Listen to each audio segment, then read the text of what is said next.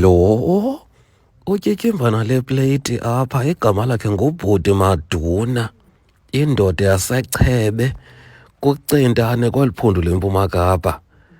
Ubhuti Maduna uthi akathandi tu ukutya, uthi ana-appetite tu mana ndizazi uba nditheni. Yazi kulo mtshato ibingumtshato omise ngxi isixeko kaNomapha nobhuti Mnonopheli, oko ootyhopho bebhiyoza kule mpelaveki isuka kuyo apha eChebe, umise ngxi isixeko loo mtshato lowo. Ubhuti Maduna oko sithi uhamba ndinenyongo mna, ndinenyongo mna kungenokutya mna, ndobe ndithathe nje ithanga, ndifuna nje ithanga nebhitruthi qha.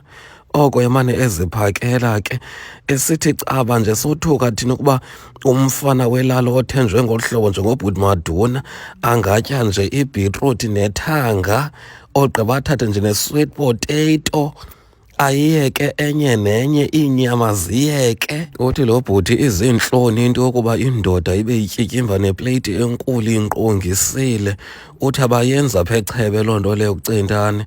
Uthi futhi bengooMaduna bona bathanda utya kakhulu, ooMaduna ziingcathu. Uveske amothu ke uMaduna otya kakhulu, usizikholosa apha ecaleni kwakhe. Uthi hayi bhuti Maduna uzawuhlutha ukutya kungaka kusekuncinci mani bhuti Maduna. Ubhuti Maduna, hayi ndirayithi kholosa, andifuni ube nditya kakhulu ndibe ndicandela. Uzawuthi ndimomelezi ngumtshanam kaloku lowo.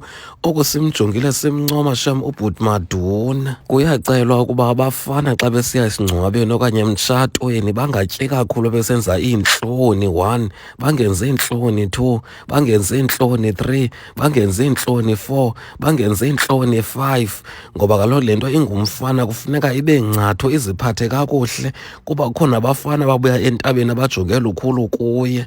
Sinethemba lokuba abantwana bangamakhwenkwe bafikisayo bakhulayo bangajonga lukhulu apha kubhuti Maduna, ngoba utya kancinci kakhulu shem. Kwiindaba ze-CNBC kuChannel 841 ndingunabele emntwini mahambe ehlala.